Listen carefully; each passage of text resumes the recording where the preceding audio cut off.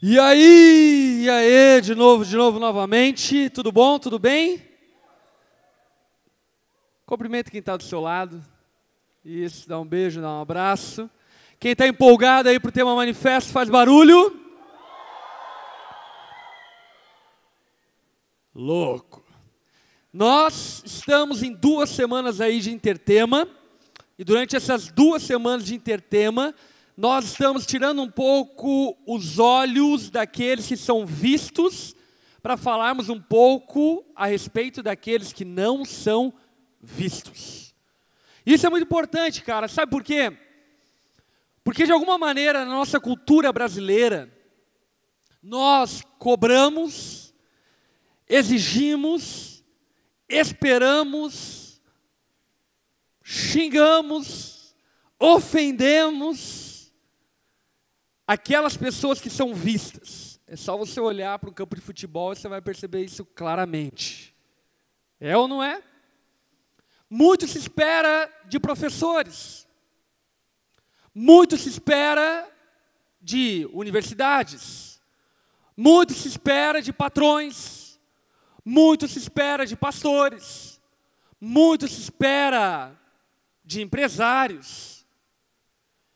Mas nós parece que fomos domesticados a não esperarmos muitas coisas a respeito de nós mesmos. E temos baixas expectativas acerca de nós mesmos. Por exemplo, você já viu algum professor fazendo greve contra os alunos? Deveria. Quantos acham que não deveria? Deveria. Porque pior do que os professores brasileiros, eu estou dizendo isso porque eu estudei, pior que os professores brasileiros são os alunos. Vamos combinar aqui que ser professor no Brasil é ser herói.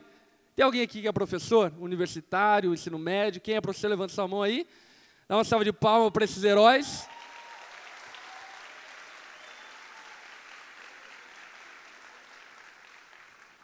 Sabe, eu não sei se você tem dimensão, por exemplo, do que é ser pastor.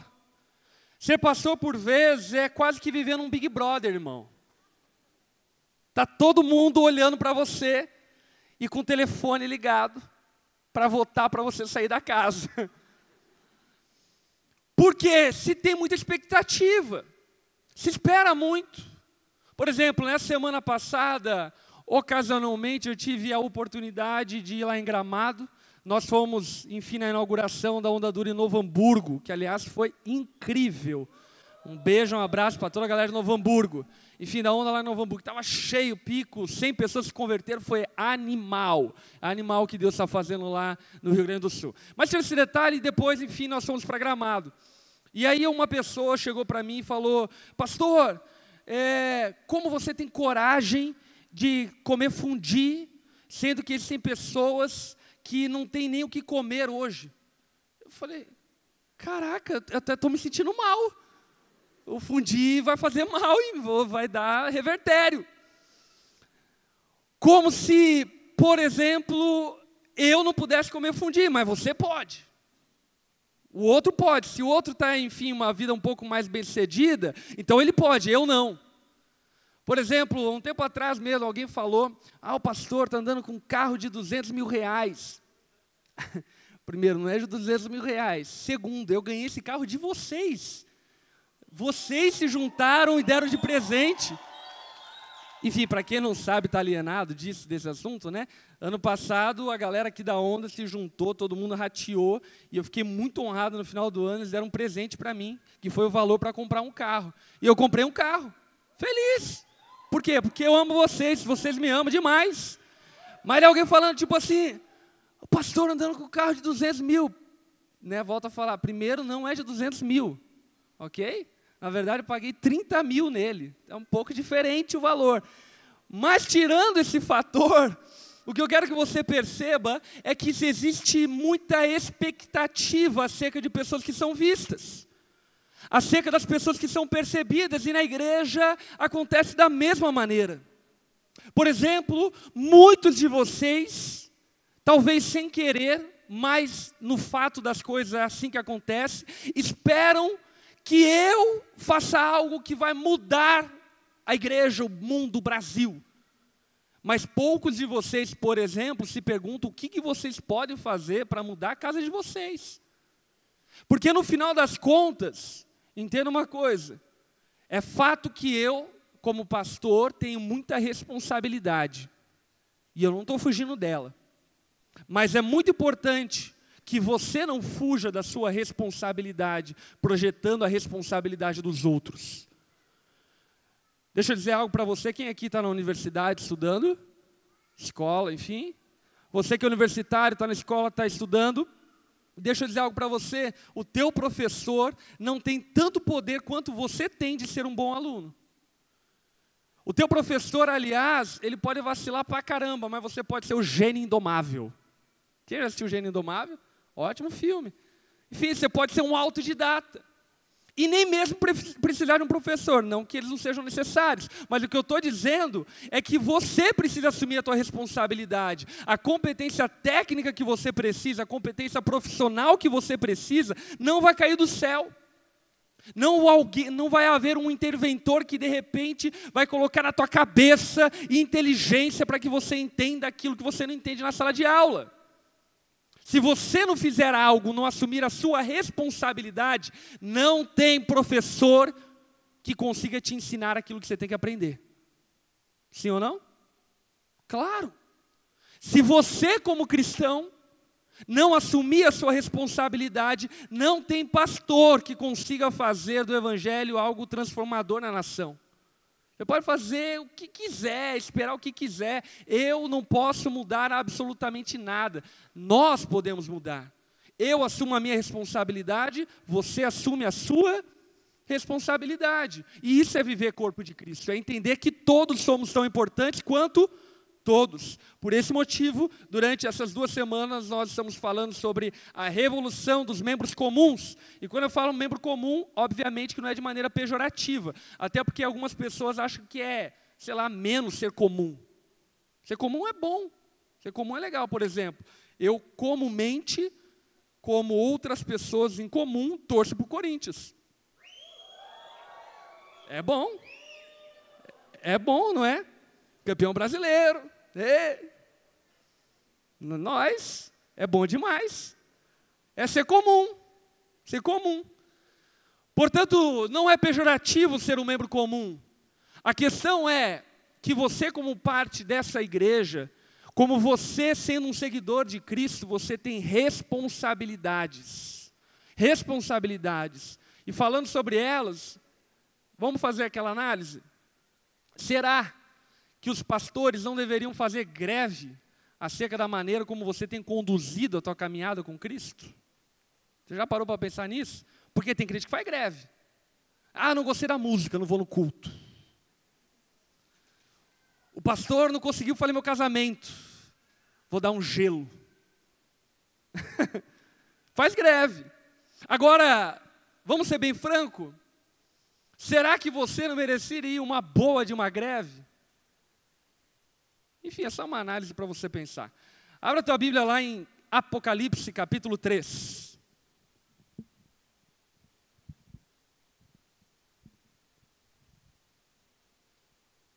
Joga o casaco para a galera. Ei, pega lá, gatinha. Apocalipse, capítulo 3. Está aberto? Ao anjo da igreja em Sardes, escreva. O anjo da igreja é o pastor. Deus está escrevendo através de João para a igreja de Sardes. Ele diz, essas são as palavras daquele que tem os 7 Espíritos de Deus, ou seja, do próprio Deus. E as 7 estrelas. Estrelas aqui é uma simbologia de pastores. Ele está dizendo, eu tenho os pastores. Eu conheço as suas obras. Você tem fama de estar vivo, mas está morto. Falamos sobre isso semana passada, agora eu quero focar a partir do versículo 2, quando Jesus diz, esteja atento. Ele diz, abra a baga, abra os olhos, esteja atento, perceba, fortaleça o que resta e o que estava para morrer, pois eu não achei as suas obras perfeitas aos olhos do meu Deus. Lembre-se, portanto, do que você recebeu e ouviu. Por um segundo, lembre-se de tudo que você já recebeu da parte de Deus e ouviu dele. Quantos aqui já receberam milagres de Deus, curas, dons sobrenaturais, enfim, levanta sua mão. Quantos aqui milagrosamente já foram tocados por Deus? Quantas coisas você já ouviu? Quanto conteúdo você já recebeu no teu grupo pequeno, no teu discipulado, aqui no Soma? Quanta coisa você já aprendeu de Deus? Quanto tema? Dilemas, 7 pecados capitais, Eclésia 1, 2, tóxico, enfim. Quanta coisa você já aprendeu? Quanta coisa você já ouviu? Sabe o que Jesus está dizendo aqui? Lembre-se dessas coisas. Para que tem que lembrar dessas coisas? Tem que lembrar, porque aparentemente essa igreja não estava praticando tudo o que recebeu e ouviu. E Jesus está dizendo, lembre, porque vocês não receberam e ouviram para entreter vocês durante um tempo da vida. Vocês receberam e ouviram para se tornar praticantes daquilo que receberam da parte de Deus. Então ele diz 2 palavras-chave. Primeira, obedeça. Segundo, arrependa-se. Repete comigo, obedeça. Arrependa-se. É interessante que obediência e arrependimento parece que no nosso entendimento comum são coisas semelhantes, se não iguais. Mas Jesus está destacando e ele está separando uma coisa da outra, dizendo que obediência é uma coisa e arrependimento é outra coisa. E ele diz, primeiro, obedeça. Em outras palavras, faça o que você sabe que tem que fazer. Faça aquilo que você já aprendeu. Ah, mas eu não sinto vontade. Obedeça. Mas eu não quero. Obedeça. Mas, não, obedeça. Obedeça. Por quê? Porque na medida em que nós obedecemos, nós também nos arrependemos. Arrependimento é mudança interior, é mudança de coração. E o que muita gente espera é primeiro mudar o coração para depois obedecer. E normalmente o que acontece com essas pessoas que esperam primeiro mudar o coração para depois obedecer é que elas morrem e nunca obedeceram. Porque em grande parte das ocasiões o arrependimento é posterior à atitude de obediência. A mudança de ânimo, o prazer em fazer o que é certo, a alegria em obedecer a Deus vem posterior à obediência. E eu não preciso aqui ser nenhum profeta ao dizer que provavelmente existem muitos ensinos que você sabe e que você ignora. Sim ou não? Existe muita coisa que você sabe que deveria fazer, mas simplesmente não faz. Esperando que alguma coisa aconteça, que mude alguma coisa dentro de você para que então você faça. E o que Jesus está dizendo, aqui em Apocalipse, Ele está dizendo para mim e para você nessa noite, é o seguinte, obedeça. E arrependa-se. Sabe, talvez você lembra da tua mãe, quando você ainda era solteiro, e talvez você seja solteiro, então é só lembrar dela ontem. Eu sou casado há 10 anos. Beijo. A tua mãe chegando para você e dizendo, filho, leva o guarda-chuva, porque vai chover. E você, estilo, e eu sou rebelde, estilo forasteiro das Chiquititas, estilo mocotó, diz para tua mãe, não vai chover não. E você sai de casa sem o guarda-chuva. E o que acontece? Chove, só porque a tua mãe disse. Ela tem poder para mover as nuvens. Você que não sabe disso. E chove. E quando chove você se lamenta. Se lamenta por quê? Porque você não obedeceu. Você não obedeceu. Agora vamos supor o contrário. Você obedece, leva o guarda-chuva. Talvez não com tanto prazer, você leva o guarda-chuva pensando na tua mãe, tipo, essa louca, chover. E você leva o guarda-chuva e chove. E de repente, no meio da chuva, você pega o guarda-chuva. E dá quase uma salva de tiros para o alto. Pá! O guarda-chuva se arma. E você olha para aquele guarda-chuva e teu coração se enche de alegria. Por que enche de alegria? Porque você obedeceu. E teu coração mudou. Como fruto da obediência. O que eu quero que você perceba é que talvez esteja faltando na tua vida obediência a Deus. Quando eu sentir vontade, então eu vou levar a sério o grupo pequeno. Quando alguma coisa mudar em mim, aí eu vou começar a vir regularmente na igreja. Quando alguma coisa mudar em mim, aí então eu vou parar de transar com a minha namorada. Quando alguma coisa mudar em mim, aí então eu vou parar de usar entorpecentes. Quando alguma coisa mudar em mim, aí então eu vou começar a amar mais a Deus. Quando? E não vai mudar, filho. Você precisa começar a obedecer. Amém? Obedeça e arrependa-se. Jesus continua dizendo: mas se você não estiver atento, virei como um ladrão. Artigo 157, irmão. E você não saberá a hora que virei contra você. Já está dizendo, abra o olho, velho. Eu posso voltar a qualquer momento. Então o dia de começar a obedecer é hoje. A Ludmila já falou, todo mundo falou, é hoje, é agora. Amanhã não, hoje. Hoje.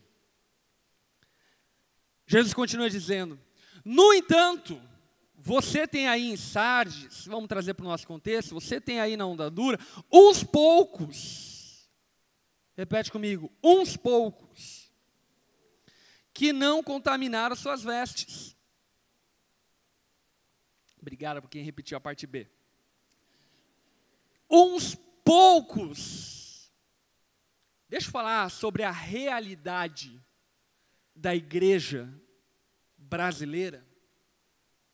São uns poucos que fazem essa igreja rodar. Uns poucos. Eu lembro um amigo ateu meu, ele chegou para mim um dia e falou, pô, Lipão, vocês devem ter muita grana, né? Ele ainda brincou falando, você não está escondendo dinheiro nas Ilhas Caimã? Eu falei, por quê? Ele falou o seguinte, pensa comigo. Eu falei, vamos pensar. Pensa comigo, na Onda Dura tem umas 3.000 pessoas, não é? Eu falei, é. Se cada uma dessas 3.000 pessoas dá R$100, isso é 300 mil reais por mês. É muita grana, não é? Eu falei, é. O problema é que a tua equação não passou pelo crivo da igreja. O problema é que você não fez a contabilidade certa. O problema é que você tem uma impressão e uma expectativa de que todo mundo unanimemente faz a sua parte, mas a grande verdade é que são alguns poucos que fazem a sua parte. Se você tivesse razão, aí, enfim, estaria bem. Seria legal pra caramba. Mas a grande verdade é que não. A grande verdade é que são alguns poucos, em vários aspectos. São alguns poucos que evangelizam. São alguns poucos que são comprometidos com a santidade. São alguns poucos que são comprometidos em se parecerem mais com Jesus e ter um caráter mais virtuoso. São alguns poucos que sustentam financeiramente a igreja. São alguns poucos que servem a igreja. Por exemplo, levanta teu pescoço assim, dá uma de girafa, dá uma olhada aí nesse ambiente aqui. Legal.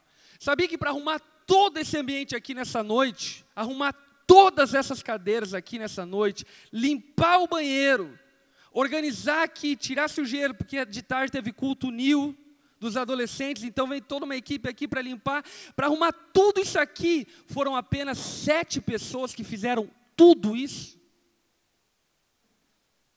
Alguns poucos. Alguns poucos fazem alguma coisa. Como seria bom se todos nós fizéssemos? Sem sombra de dúvida, você não veria, enfim, uns meninos, umas meninas fraquinhas, carregando umas colunas de cadeira, e você fala, irmão, é o Hulk. O Espírito Santo baixou na filha ali, ela está... São alguns poucos. E infelizmente são alguns poucos. Sabe por quê? Porque se com alguns poucos nós fazemos tudo o que fazemos, imagine se fôssemos todos nós. Você já imaginou? Se com alguns poucos, hoje a Onda Dura, como igreja, está implantada em 17 cidades, está implantando em outras 20 cidades, inclusive fora do país, nordeste, norte do país. Se com alguns poucos nós fizemos isso, imagina se fosse todos nós. Olha para quem está ao teu lado e canta para ela, Imagine. Imagine on the people. Imagine! Sabe o que eu quero dizer? É que de fato existe um vulcão adormecido. E eu e você não sabemos o poder que existe se nós fizéssemos a nossa parte. Nós não sabemos. É um vulcão adormecido. Mas sem sombra de dúvida, se houvesse unanimidade na igreja, começar Onda Dura Joinville, continuar Onda Dura, enfim, Onda Dura. Continuando, igreja brasileira, indo mais além, discípulos de Jesus, indo para o mundo, discípulos de Jesus espalhados pelo mundo, na lua. Imagina o que nós poderíamos fazer. Você já imaginou? Mas qual é o problema? Alguns, poucos. Esse é o problema. O problema é que nem todo mundo leva tão a sério a vida com Deus quanto deveria. O problema é que muita gente é carregada de arrasto. E talvez você seja essa pessoa carregada de arrasto. O problema é que muita gente carrega pesos que não deveriam carregar. O problema é que não existe unanimidade. Me diga uma coisa, como 12 homens transformaram o mundo? Como? Com o poder do Espírito Santo, obviamente. Mas uma outra característica que a igreja primitiva tinha era unanimidade. Repete comigo essa palavra para aumentar teu vocabulário. Unanimidade. Era unânime. A Bíblia diz diversas vezes acerca da unanimidade da igreja de Atos. Por exemplo, a Bíblia diz que na igreja de Atos, todos davam os seus bens e distribuíam a cada um conforme a sua necessidade. Todos se reuniam de casa em casa. Todos se dedicavam ao ensino dos apóstolos. Todos, unanimidade. E o que eu quero que você perceba é que nós podemos ser muito melhores como igreja. Sim ou não? Quantos querem ser melhores como igreja? Nós podemos ser muito melhores. Mas para ser melhor não basta eu não, filho. E não espere que eu consiga fazer mais do que eu faço, porque eu prometo para você que eu faço tudo o que eu consigo fazer. Mas para sermos melhores, não basta apenas uma banda ensaiando. Não basta 7 pessoas arrumando cadeira. É necessário que todos nós sejamos unânimes. Não é suficiente alguns poucos, sabe, vendendo as calcinhas para ofertar. Porque eu conheço a carência de algumas pessoas. E que é a carência que muitos que têm dinheiro não têm. E mesmo em carências que muitos que têm dinheiro não têm, as pessoas dão muito mais do que aquelas que têm dinheiro. Alguns poucos. Alguns poucos. Que você possa perceber o quanto talvez você se tornou uma pedra de tropeço para o Evangelho nos nossos dias. Sem querer, querendo. por falta de obediência e arrependimento.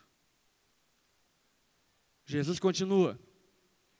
Eles andarão comigo, vestidos de branco, pois são dignos. O vencedor será igualmente vestido de branco. Jamais apagarei o seu nome no livro da vida, mas eu reconhecerei diante do meu Pai e dos seus anjos. Aquele que tem ouvidos para ouvir, ouça o que o Espírito diz à igreja. Sabe, para aqueles alguns poucos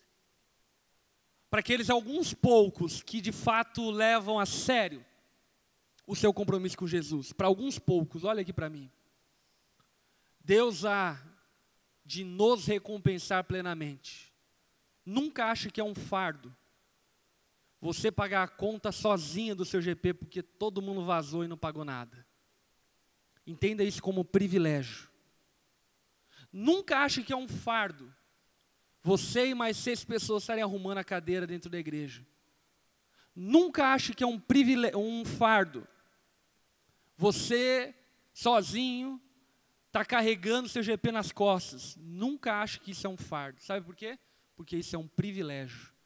É um privilégio que algumas pessoas simplesmente não entenderam. Porque no final das contas, não são os muitos que têm o seu nome escrito no livro da vida. São alguns poucos.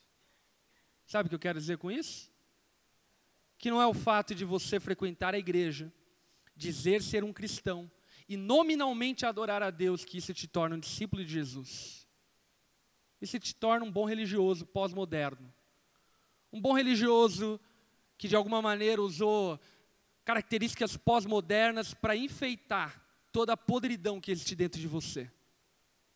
É necessário que haja transformação. E se houver transformação, não serão alguns poucos, serão muitos.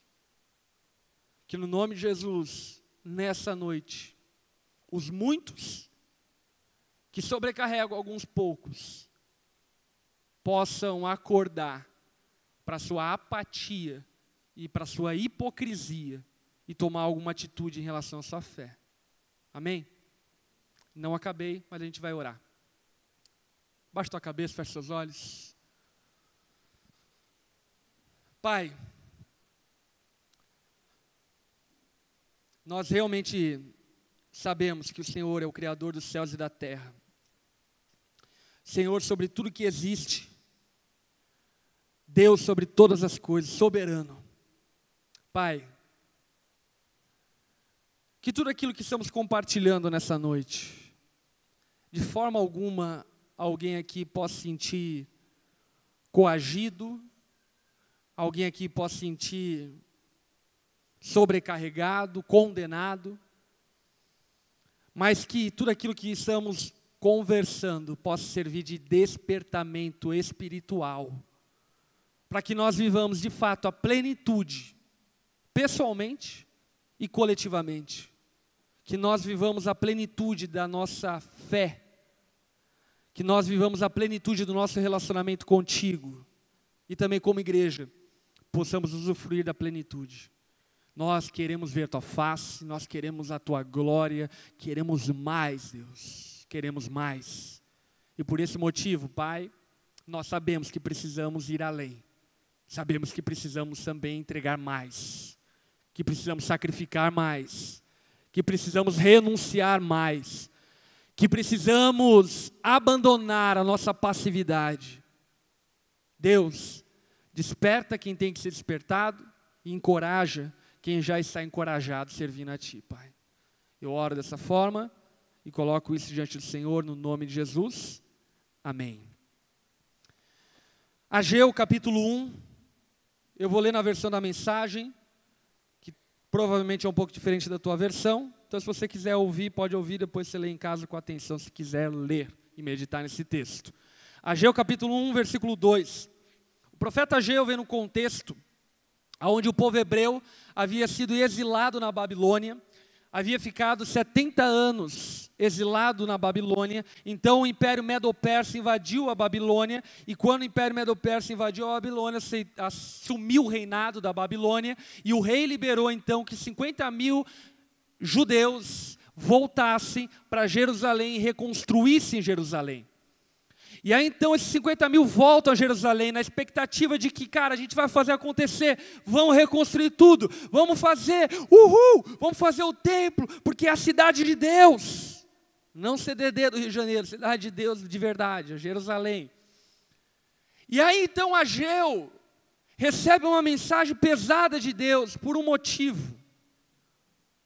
Você vai entender qual. Versículo 2. Uma mensagem do Senhor dos Exércitos. O povo está empurrando com a barriga a sua tarefa. Olha aqui para mim. Seja honesto com você mesmo. Você está empurrando com a barriga a sua vida com Deus? Só você sabe medir o quanto de esforço, atividade, energia você desempenha para Deus. Só você sabe medir o quão honesta é a tua adoração. E a pergunta que eu te faço é: você está empurrando com a barriga a sua vida com Deus? Você está empurrando com a barriga a sua intimidade com Deus? Quando dá? Engraçado que nunca dá. Já assistiu La Casa de Papel, um Mecanismo, Narcos, 1, 2, 3, Breaking Bad, assistiu Prison Break, assistiu Grey's Anatomy, as 13 temporadas, já fez tudo. Mas quando dá tempo, aí então eu vou fazer alguma coisa. Já zerou GTA, FIFA, já zerou na vida, está quase morrendo. Quando eu tiver tempo, aí eu vou começar. Mano, por consideração a você mesmo, você está empurrando com a barriga a sua vida com Deus? Sabe por que eles empurravam com a barriga? Porque eles dizem que não é o momento certo para servir a Deus. O povo hebreu empurrava com a barriga porque dizia: ainda não é o tempo. Ainda tem muita coisa para fazer.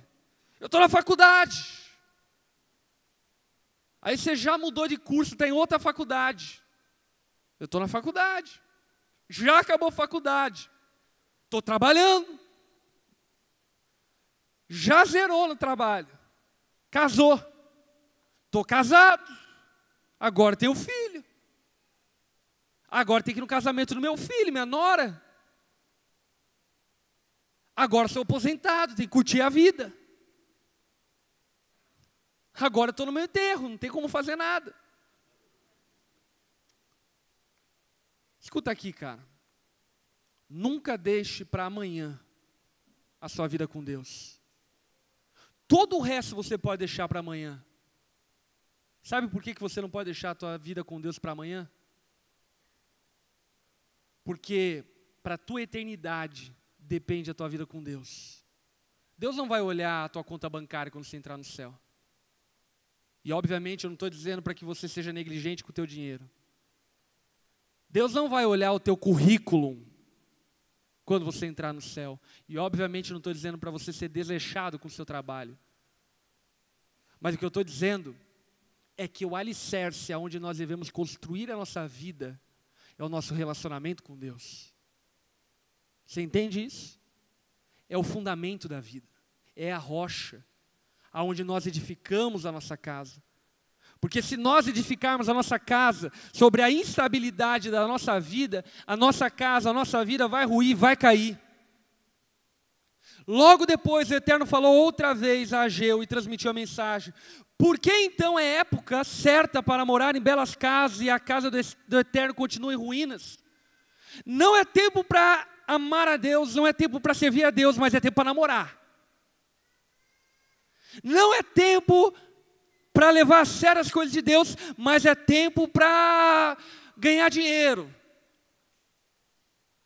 Ageu e Deus está furioso com esse povo. Porque Deus devolveu a eles a liberdade, freedom. Eles se tornaram livres de novo. Voltaram para Jerusalém. A expectativa de Deus é: eles vão me honrar, eles vão construir o templo, porque o templo é o lugar onde nós nos encontramos. Mas ao invés disso, eles voltaram para Jerusalém e reconstruíram as suas próprias casas. Reconstruíram o bar do Zeca. Foram para a baladinha, levantaram a mão, esqueceram as coisas de Deus. E é o que muitos de nós fazemos. Esperamos um tempo que não existe, porque vamos ser francos, ele não existe, em que nós vamos começar a levar a sério aquilo que nós dizemos crer. Enquanto isso, o nome de Deus é blasfemado entre os gentios por sua causa. Enquanto isso, a igreja não avança por sua causa. Enquanto isso, nem a tua família quer conhecer Jesus por tua causa. Continuando. Deem uma boa olhada na sua vida e reflitam sobre ela. Presta atenção se isso aqui não é a descrição da tua própria vida. Deem uma boa olhada na sua vida e reflitam sobre ela. Vocês gastam um monte de dinheiro, mas não tem nada para mostrar para ninguém. Vive gastando, trabalha desde os 14 anos, mas não tem nenhuma bike. Não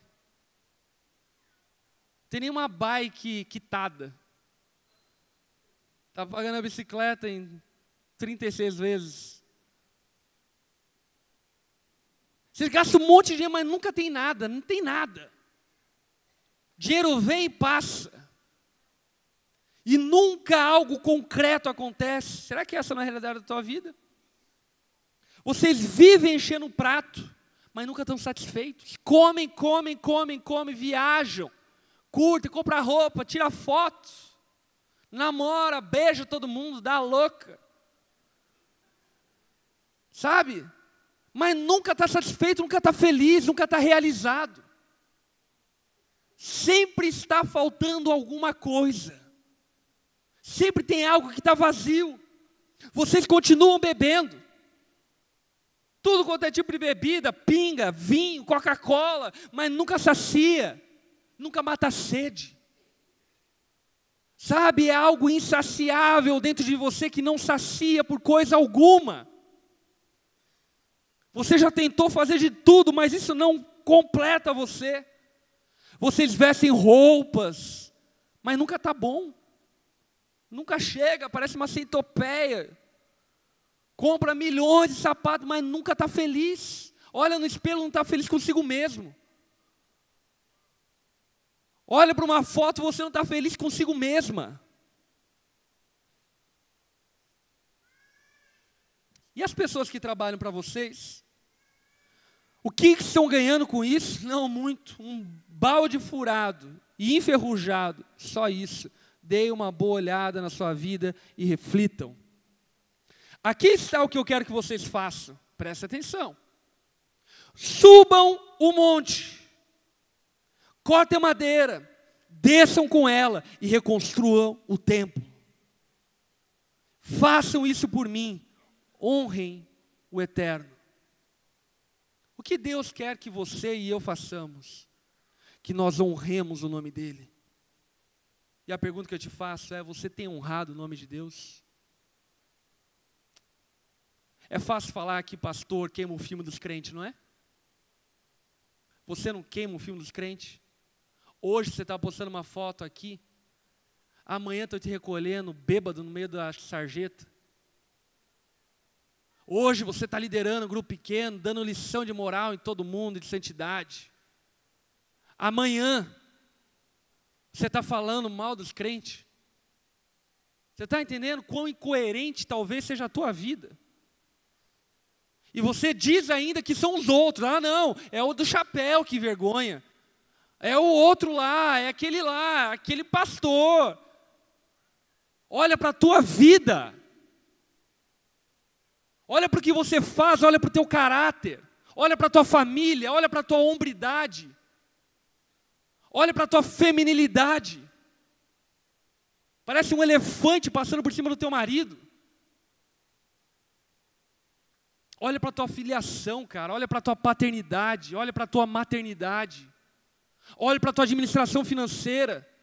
Talvez vive dando calote em todo mundo e espera que alguém mude a situação financeira do Brasil. Você está entendendo? É dia, é tempo de você colocar a mão no peito e dizer, eu preciso mudar. E o que Deus está dizendo aqui para esse povo é justamente isso. É isso que eu quero que vocês façam. Vocês tomem vergonha na cara. Se esforcem por fazer aquilo que vocês devem fazer. Me honrarem em tudo que vocês fazem. Me honrarem sendo pais, me honrarem sendo mães, me honrarem sendo filhos, me honrarem sendo patrões, sendo empregados, me honrarem sendo cidadãos, me honrarem sendo crentes, me honrarem frequentando uma igreja, me honrarem, me honrem. Dê atenção para mim, pelo amor de Deus. Eu dei a vida a vocês, eu restituí ela em Cristo. Eu dei tudo para vocês, o que vocês estão fazendo com aquilo que eu dei a vocês? Pastor, não. Eu fiz a faculdade e estou cheio de grana porque eu estudei muito.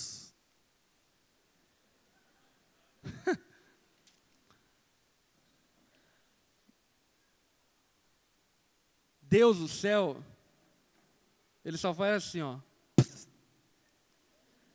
Morre, diabo. Você está entendendo?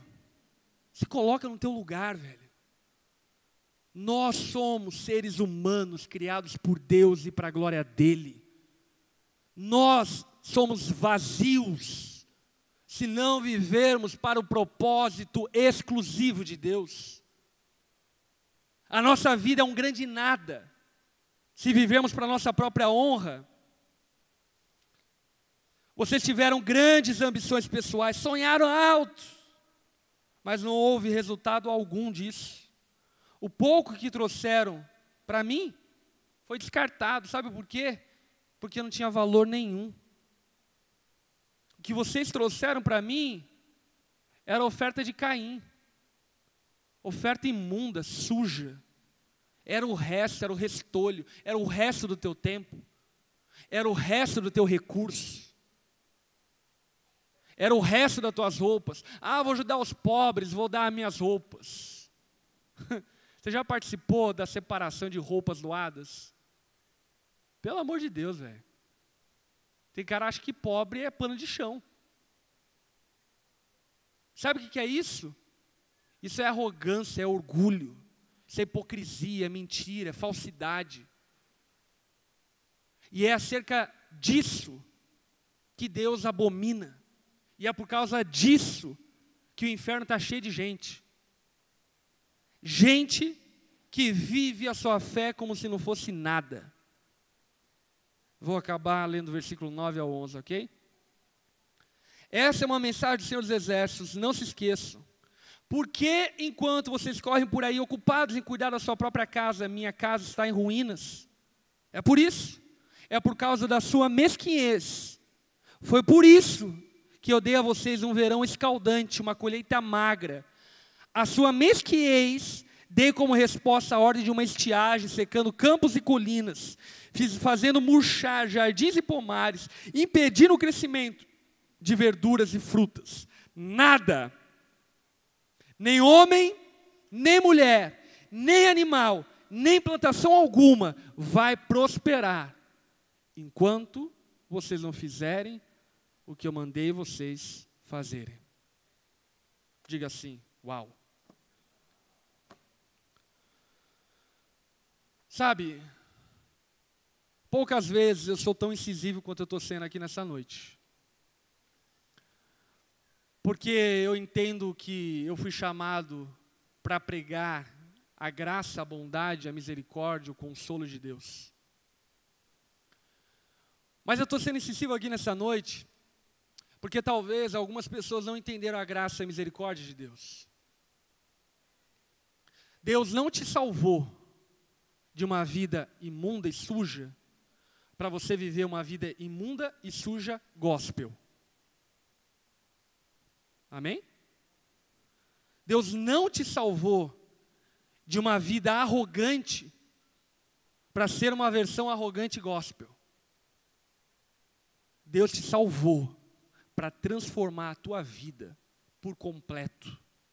A forma como você se relaciona com a tua esposa. Amém? Como você se relaciona com o teu marido. Como você se relaciona com a sociedade. Como você se relaciona com o teu dinheiro. E deixa eu te fazer uma pergunta agora a respeito do dinheiro, que eu vou encerrar falando sobre isso. Antes da tua conversão para agora, alguma coisa mudou na maneira como você administra o teu dinheiro? Ou você continua sendo o mesmo velho devedor, devendo para Deus e o mundo, com crediário na Casa Bahia, com o cartão da Marisa, da Renner, da C&A,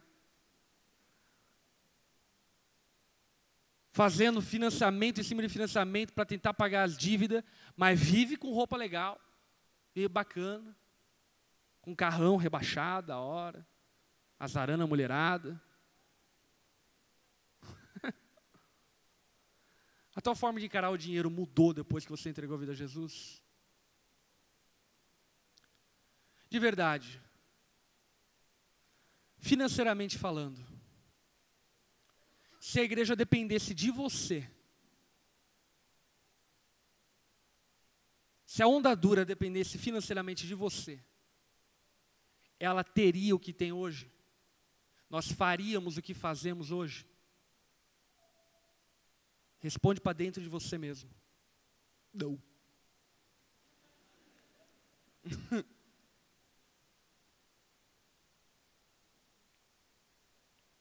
Deixa eu te falar uma coisa, cara. Não é se ela dependesse, ela depende de você. Anjos não vão fazer a tua parte. Pedras não vão fazer a tua parte. Não vão descer profetas do céu para fazer o que você tem que fazer. Se você não tomar a rédea da tua vida e parar de empurrar com a barriga a tua vida com Deus, não espere mudança, porque mudança não vai acontecer. Talvez você voltou ciclicamente para o ponto miserável que você vivia anteriormente. E talvez você esteja perguntando, por que Deus me abandonou? E talvez, não que seja a resposta para todos, mas talvez a resposta para você não foi que Deus te abandonou, é porque você abandonou a Ele. Quando houve o atentado terrorista lá em 11 de setembro, setembro foi? Novembro? Setembro. Nos Estados Unidos, que as World Trade Centers caíram, enfim. Perguntaram para a filha do pastor Billy Graham falecido, por que que Deus permitiu que isso acontecesse na nossa nação? Sabe qual foi a resposta dela? Ela lacrou. A resposta dela foi a seguinte: vocês tiraram Deus das escolas, tiraram Deus da casa de vocês, tiraram Deus do Congresso, tiraram Deus da economia, tiraram Deus da família de vocês, tiraram Deus até da igreja. E agora que vocês tiraram Deus da nação, vocês estão culpando Ele porque Ele não fez nada por vocês? Enfim, o Aclinho desceu. E ela mitou. Zerou a brincadeira de imitar. O que eu quero que você perceba, cara, é que não espere muita coisa da sua vida, não. Se você continuar levando com a barriga a tua vida com Deus. Não espere muita coisa de Deus se você continuar excluindo Ele da tua vida. E uma das maneiras que talvez você ignora o fato de você estar excluindo a Deus é a tua falta de participação financeira na obra dele. Sabia que tem muita gente que banca você, financeiramente falando? Sabia disso? E talvez ano após ano, mês após mês, e obviamente não estou falando isso para você que está nos visitando. Você vem à igreja como se nada fosse nada. E infelizmente, a gente tem que ficar falando sobre dinheiro aqui. Porque, sendo bem franco, eu não queria falar sobre isso. Mas simplesmente você ignora tudo isso. E são alguns poucos que fazem essa casa existir. São alguns poucos. Alguns poucos. Eu quero despertar a tua mente, velho. E sabe, despertar a tua mente para o propósito de vida pelo qual você existe. Talvez você, enfim, nunca deu bola de pagar valores exorbitantes para ir num show, de pagar valores exorbitantes para ir numa balada. Talvez você nunca deu bola de gastar valores exorbitantes para cheirar, para fumar, para beber.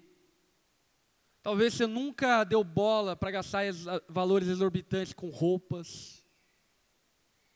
Mas aí você chega na igreja e diz, estão falando sobre dinheiro. Você já parou para pensar que a igreja é o único lugar que você tem um show, que você tem uma palestra motivacional e que você nem precisa pagar para isso? Que você pode sair da mesma maneira que entrou, sem dar um centavo? E ainda dizem que é a igreja que só quer nosso dinheiro, né? Bando de miserável. Eu quero te convidar a despertar e a parar de levar a tua vida com a barriga. Amém? Baixa tua cabeça, fecha seus olhos. Sem muita novela. Se você percebe que precisa mudar a tua atitude, se você percebe que você não faz parte desses alguns poucos, mas você quer fazer parte, se você percebe que quase que você é um parasita, um sanguessuga, uma amoeba, que precisa de arrependimento e precisa falar para Deus, Deus, me perdoa. Eu não quero levar mais a minha vida contigo dessa maneira, com a barriga. Se você quer mudança na tua vida, eu não quero te condenar, eu não quero te pesar, pelo contrário, eu quero te dar esperança, fé e expectativa de dias melhores. Se você precisa de mudança na tua vida em relação a isso que nós conversamos essa noite, eu quero te convidar a ficar em pé no seu lugar. Eu quero orar por você e pedir a Deus que Ele te fortaleça para que você mude. Se você precisa de mudança radical, de mudança profunda na maneira como você tem vivido a sua vida com Deus,